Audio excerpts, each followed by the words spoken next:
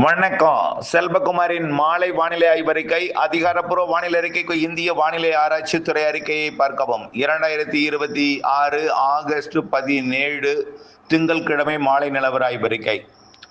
இன்றைய மழைப்பொழிவு மதுரை மாவட்டத்தின் பல்வேறு பகுதிகளில், பெரும்பாலும் வடக்கு பகுதியில் தீவிர மழைப்பொழிவு தொடங்கியிருக்கு. அலங்காநல்லூர், பாலமேடு, சோழவந்தான், மேலூர், கொட்டாம்பட்டி, அப்படியே சிவகங்கை மாவட்டத்தோட பகுதிகள், பூவந்தி உள்ளிட்ட பகுதிகளுக்கும், அப்படியே பார்த்தீங்கன்னா சிங்கம்புணரி உள்ளிட்ட பகுதிகளுக்கும், சிவகங்கை மாவட்டம் மற்றும் புதுக்கோட்டை மாவட்டம் பொன்னமராவதி, திருச்சி மாவட்டத்தோட துவரங்குறிச்சி பகுதிகளெல்லாம் முன்னேறி கொண்டிருக்கிறது. வங்கக்கடலிலே உருவாகி இருக்கக்கூடிய காற்றழுத்த தாழ்வு மண்டலம், ஏற்கனவே உருவாயிருந்த தாழ்வு பகுதியும் புதிய தாழ்வு பகுதியும் இணைந்து வங்கக்கடலில கொல்கத்தாவிற்கு தெற்கு புறமாக 30 கிலோமீட்டர் தொலைவில், கொல்கத்தாவிற்கு தெற்கே 30 கிலோமீட்டர் தொலைவில் காற்றழுத்த தாழ்வு மண்டலமாக உருவெடுத்திருக்கு. இது மிக மெல்ல 30 கிலோமீட்டரே இது இரவு ரொம்ப மெல்லதான் நகரும். 6 கிலோமீட்டர் வேகத்துல. அப்போ 10 மணி நேரம் ஆகும். சரி, 5 மணி நேரம் ஆகும். 5 மணி நேரம் இது கரை கடப்பதற்கு எடுத்துக்கொள்ளும் என்று எதிர்பார்க்கப்படுகிறது. அப்படியே கரை கடந்தாலும் மணிக்கு 6 கிலோமீட்டர் வேகத்துல ரொம்ப ஸ்லோவா நகரும் பொழுது நிறைய மழைப்பொழிவை மேற்கு வங்கம், ஒடிசா, ஜார்க்கண்ட், சத்தீஸ்கர் பகுதிக்கெல்லாம் கொடுத்துக்கொண்டு இமயமலை ஒட்டிய பகுதி வழியாக நகரும். இதன் காரணமாக தற்பொழுது இந்த காற்று, அதாவது உள்ளே கடந்திருந்தால் கொஞ்சம் மழைப்பொழிவு இன்றைக்கு கொஞ்சம் கூடுதல் பரப்புல கொடுத்திருக்கோம். இது கரையை கடந்ததும் நாளைக்கு கொஞ்சம் கூடுதல் பரப்புல மழைப்பொழிவு கிடைக்கும். நாளை எதிர்பார்த்த மழை நம்ம கிருஷ்ணகிரி, தருமபுரி, ஈரோடு, சேலம், நாமக்கலுக்கெல்லாம் நாளை கிடைக்கும். இன்றைக்கே வாய்ப்பு இருக்கு. நள்ளிரவுக்கு பிறகு நாளை கிடைப்பதற்கு வாய்ப்பு இருக்கு. இன்றைக்கு எதிர்பார்க்க வேண்டாம். ஏன்னா இது தொடங்கியிருந்தா நேரம் கடலோரத்துக்கு தான் நள்ளிரவுக்கு வரும். ஒருவேளை அப்படி வந்தால் நள்ளிரவுல தான், நள்ளிரவுக்கு பிறகு கடலோரம் தான் கிடைக்க வாய்ப்பு இருக்கு. அதாவது வடகடலோர பகுதிகள் நாளை கூடுதல் பரப்புல கிடைக்கும். நாளை விட புதன்கிழமை கனமழை காத்திருக்கிறது. அதாவது 19ஆம் தேதி புதன்கிழமை கனமழை காத்திருக்கிறது. பெரும்பாலான மாவட்டங்கள்ல மாலை இரவு இடிமழை பொழிவு ஒதுக்கி ஆங்காங்கே நல்ல மழைப்பொழிவு இருக்கும். குறிப்பாக ஈரோடு வடக்கு பகுதி, நீலகிரி, கிருஷ்ணகிரி, தருமபுரி, சேலம், நாமக்கல், திருப்பூர் வடக்கு, கோயம்புத்தூர் வடக்கு இந்த பகுதிக்கும், அப்படியே பார்த்தீங்கன்னா திருவண்ணாமலை, கள்ளக்குறிச்சி, விழுப்புரம், பெரம்பலூர், அரியலூர், திருப்பத்தூர், வேலூர், ராணிப்பேட்டை, சென்னை, திருவள்ளூர், காஞ்சிபுரம், செங்கல்பட்டு, புதுச்சேரி, கடலூர் மற்றும் மயிலாடுதுறை இந்த மாவட்டங்களுக்கும், டெல்டாவின் தஞ்சாவூர், திருவாரூர் பகுதிகளில் ஒரு சில பகுதிகளுக்கும், அப்படியே புதுக்கோட்டை, சிவகங்கை, ராமநாதபுரம், மதுரை, இந்த திண்டுக்கல் மாவட்ட நத்தம் பகுதிக்கு உறுதியாக தெரியுது தினசரி மழை இருக்கும். எங்கே 2 இடத்துல இருக்கும்னா அந்த சிவகங்கை, மதுரை மாவட்டம், புதுக்கோட்டை மாவட்ட எல்லை பகுதி, இந்த பகுதியில் இருக்கும். அடுத்தது இன்னொரு இடங்கன்னா சேலம் மாவட்ட பகுதி. இறுதியில் தீவிரமடைந்து மழைப்பொழிவு, நல்ல மழைப்பொழிவு கொடுக்கக்கூடிய இடம் சென்னை, திருவள்ளூர், காஞ்சிபுரம், செங்கல்பட்டு. ஆக இன்றைய இந்த மழைப்பொழிவு கூட, அதாவது இந்த மேலூர், கொட்டாம்பட்டி, பாலமேடு, அலங்காநல்லூர் இந்த பகுதியில் பெய்து கொண்டிருக்கூடிய மழையும், அப்படியே பொன்னமராவதி பகுதிக்கு வந்து அதுவும் காரைக்குடி, பிள்ளையார்பட்டி போன்ற பகுதிகளுக்கும், அதே போல திருப்பத்தூர் மாவட்டத்தின் சிவகங்கை மாவட்டத்தோட புதுக்கோட்டை மாவட்ட எல்லை பகுதிகளுக்கும், ஆவுடையார் கோவில், அறந்தாங்கி போன்ற பகுதிகளுக்கும் மழைப்பொழிவு கொடுப்பதற்கு சாதகமாக இருக்கு. இன்னும் கொஞ்சம் புதுக்கோட்டை, சிவகங்கை மாவட்டத்தில் கூடுதல் பரப்புலையும் மழைப்பொழிவு நள்ளிரவுக்குள் கொடுக்கும்.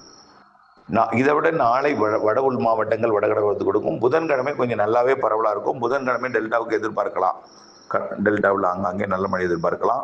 ஒதுக்கி தான், எல்லாருக்கும் கிடைக்காது. ஒதுக்கி. சரி, அப்போ 17, 18, 19க்கு மேல தொடர்ந்து டெய்லி நாளைக்கு சென்னை வாய்ப்பு உண்டுங்க. இன்னைக்கே வாய்ப்பு இருக்கு, நாளை உறுதி. அப்போ புதன்கிழமை கனமழை வாய்ப்பு இருக்கு. சென்னைக்கு மாலை அல்லது இரவு ஏதேனும் 1 மணி நேரம் சென்னைக்கு வாய்ப்பு உண்டு புதன்கிழமை. வியாழன், வெள்ளி, சனி எல்லா நாளுமே வாய்ப்பு உண்டு. அதுக்கப்புறம் கேரளாவில் அப்படியே 20ஆம் தேதிக்கு மேலே கேரளாவிலையும் தென்மேற்கு பருவமழை இணைந்து வெப்பச்சலன மழை வரக்கூடிய 19ஆம் தேதி கிடைக்கலாம். புதன்கிழமையிலிருந்து கேரளாவிலையும் கர்நாடகாவின் காவிரி நீர்பிடி பகுதிகளையும் மழைப்பொழிவு. இப்போவே பார்த்தீங்கன்னா கபினிலேருந்து 13,800 கனஅடி திறந்து விட்டுருக்காங்கங்க. ஆனால் 7,500 கனஅடி தான் கபினிக்கு தண்ணி வருது. ஆனால் திறந்து விட்டுருக்கிறது பார்த்தீங்கன்னா 13,800, பெரிய ஆச்சரியம்தான். ஆனால் அங்கே 2 டிஎம்சி குறைஞ்சி போச்சு. இப்போ 19 டிஎம்சிக்கு 17 டிஎம்சி ஆகி போச்சு தண்ணி. இருந்தாலும் 13,800 கனஅடி திறந்து விட்டுருக்காங்க. வந்துட்டு இருக்கு மேட்டூர் நோக்கி. அதனால 90 அடி, அதாவது 50 டிஎம்சி என்ற நிலையை வரக்கூடிய 25ஆம் தேதி அடையும்னு நம்ம ஏற்கனவே சொல்லியிருக்கிறோம். தினம் ஒரு டிஎம்சியை வரும் பொழுது கண்டிப்பாக 25ஆம் தேதி 26ஆம் தேதி வாக்கில் 90 அடி 50 டிஎம்சி என்ற அளவை அடையும் பொழுது மேட்டூர் அணை திறப்புக்கு அந்த நேரம் சாதகமாக அமையும் என்று எதிர்பார்க்கப்படுகிறது. 90 அடி தொட்டதும் 50 டிஎம்சியை நிரம்பியதும் தண்ணீர் திறப்பதற்கு வாய்ப்பு இருக்கு. வரக்கூடிய 26, 25 தேதிகளில் அது அளவாக திறக்கும். அளவாக தான் திறக்கப்படும், அதிகமாக இருக்காது, அளவாக திறக்கப்படும். கர்நாடக அணையும் மெல்ல ஏறும். ஆனால் இந்த மாத இறுதியில் அது கேஆர்எஸ் பெரும்பாலும் முழு கொள்ளை வெட்டுறதுக்கு வாய்ப்பு இருக்குது. ஏன்னா இந்த மாத இறுதி மழை நல்ல வாய்ப்பு இருக்குது. செப்டம்பர் நல்ல மழை இருக்கு, கவலைப்படாதீங்க. கொஞ்சம் பொறுமையாக இருங்க. மாதிரி எதுவும் இப்போ காட்டாது, காட்டும் கண்டிப்பாக. நாளைக்கு அதுக்குள்ள படம்லாம் நாளைக்கு காலை அறிக்கையில் இணைக்கிறேன், கண்டிப்பாக காட்டும். அது கண்டிப்பாக செப்டம்பர் மழை. செப்டம்பர் பின்னரை பகுதி மிக கனமழை இருக்குது. வடகிழக்கு பருவமழை போல தென்மேற்கு பருவமழை செப்டம்பர் பின் அரை பகுதி. அக்டோபர் முன் அரை பகுதி அதை விட வலுவான மழை. இலங்கை அருகே காற்று சுழற்சிகள் உருவாகும். தென்மேற்கு பருவமழை கேரளா கர்நாடகாவிலையும் ஆந்திர பிரதேச தெலுங்கானாவிலையும் அக்டோபர் முன் 15 தேதி மிக வலுத்திருக்கும். தமிழ்நாடை ஒட்டி ஆந்திர பிரதேசத்தில் தாழ்வு நிலைகள் வருவதற்கு வாய்ப்பு இருக்குது. அதோட இணைந்த காற்று சுழற்சி இலங்கை அருகே அமையும். இலங்கைக்கு முன்கூட்டியே பருவமழை தொடங்கியது போன்ற ஒரு காலநிலை. தமிழ்நாட்டை விட இலங்கைக்கு அதிக மழை இருக்குங்க. தமிழ்நாட்டை விட இலங்கைக்கு அதிக மழை இருக்கிறது. ஆக கண்டிப்பாக அக்டோபர் முன் 15 தேதி இலங்கை, தமிழ்நாட்டை விட தமிழ்நாட்டிலேயே தென் தமிழ்நாடு, தென் மாவட்டங்களின் பெரும்பாலான பகுதி, தென் மாவட்ட மேற்கு தொடர்ச்சி மலை, தென் கடலோரம், டெல்டா, இங்கெல்லாம் அதிக மழை இருக்கும். டெல்டாவை விட தென் மாவட்டங்கள் அதிகம். தென் மாவட்டங்களை விட அதுலேயும் தென் மாவட்ட ஆளுமுக்கு ஊத்து காக்காட்சி, அதிலே விட கூடுதல் மழை இலங்கைக்கு இருக்குது, அப்படிதான் நம்ம சொல்லலாம். ஆகவே யாழ்ப்பாணம், காங்கேசன்துறை உட்பட, கிளிநொச்சி, புத்தளம் உட்பட ஒட்டுமொத்த இலங்கைக்கும் அக்டோபர் அதிக மழை. நவம்பரும் டிசம்பரும் அதிக மழை இருக்கு. இந்த ஆண்டு தென்மேற்கு பருவமழை அதாவது வடகிழக்கு பருவமழை போலவே தென்மேற்கு பருவமழை இலங்கையில் பொழிய போகிறது. வடகிழக்கு பருவமழை தொடங்கினால்தான் யாழ்ப்பாணம், காங்கேசன்துறையில் மழை இருக்கும். இந்த ஆண்டு தென்மேற்கு பருவமழை காலத்திலே இலங்கைக்கு அதிக மழை பொழிவு காத்திருக்கு இறுதி கட்டத்தில். இதை நம்ம தொடர்ந்து தெரிவித்து வர்றோம். அதே போல் தமிழ்நாட்டுக்கும் இருக்கு. கொஞ்சம் பொறுத்துங்க, எல்லா மாதிரியும் காட்டணும்.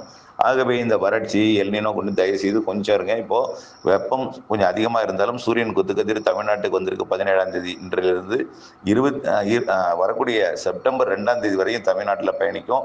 செப்டம்பர் 3ஆம் தேதி குமரிக்கடலை தெற்கு நோக்கி பயணித்து செப்டம்பர் 21 நிலநடுக்கோட்டை அடையும் வழித்தடத்தில் இப்போ தெற்கு நோக்கி வந்து கொண்டிருக்கு. கொஞ்சம் வெயில் அதிகமாக இருந்தாலும் கவலைப்படாதீங்க, தயவுசெய்து பொறுமையாக இருங்க. சில வாரங்களில் நல்ல ஒரு நம்பிக்கை உங்களுக்கு கிடைக்கும். நல்ல மழை காத்திருக்கு. உங்களுக்கெல்லாம் கோடை தான் கொஞ்சம் இன்னும் அதிகம் பிறக்கும். தயவுசெய்து கொஞ்சம் புரிஞ்சுங்க, நம்பிக்கையோடு இருங்க. அப்படிப்பட்ட எல்லா அமைப்புகளும் மாறும். கொஞ்சம் மாதிரிகள் காட்டப்படாவிட்டாலும் காட்டும் அமைப்பு பொறுமையோடு நீங்கள் இணைந்திருங்கள். அப்டேட்ஸுடன் நன்றி.